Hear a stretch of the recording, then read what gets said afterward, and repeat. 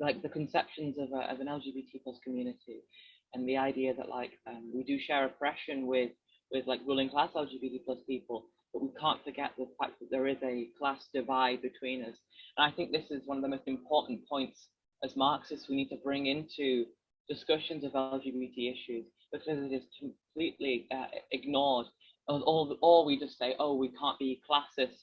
Oh, remember that this person maybe can't afford to eat a pub. Maybe they have to go to McDonald's. Like there's such a missing element of class discussions in LGBT circles.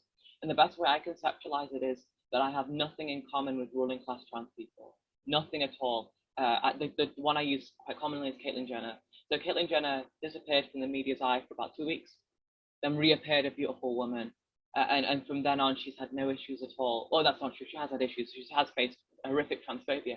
But when you compare it to a working class trans person like myself, I've got to wait 5 years for any sort of treatment.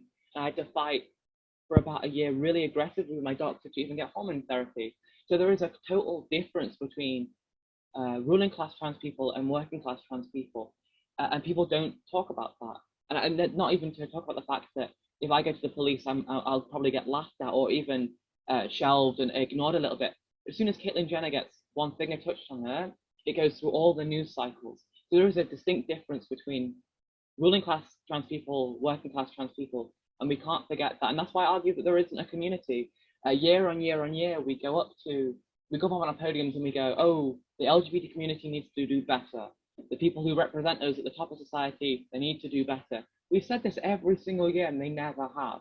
And I think it's time that LGBT plus people don't really sort of reject the conception that we have something in common with these people. Other than the fact that we may share oppression, I have far more in common with a sort of a homophobic, transphobic dock worker, for example. I have far more in common with them because we both experience what it's like to be working class under an oppressive sort of capitalist state. And I think like no matter what, we're always going to have more in common with these people. It's like, yeah, black, white, unite, gay, straight, we should unite, cis, trans, we should unite, because together we can build a better future.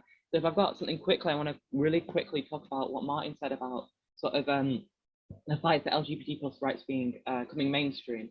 And I've seen this argument used in sort of a Zionist perspective, going, we should support Israel because Israel supports gay people and Palestine doesn't.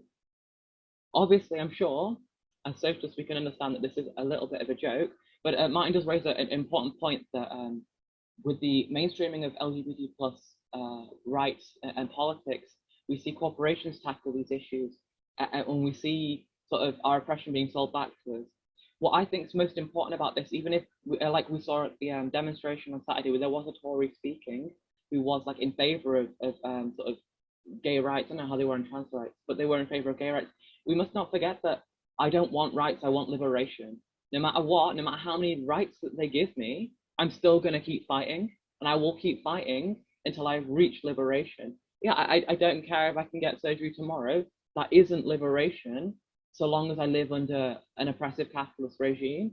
I think that's what's so important about the socialist perspective here, is to remind people that rights only go so far, and rights can be pulled back. And in reality, we want to live in a like completely different society, a workers' society, a socialist society, where we don't have just rights, we also have liberation. And the best way to do that is by joining a revolutionary party, like the Socialist Progressive Party. I hope I haven't stolen everything from you, but thank you.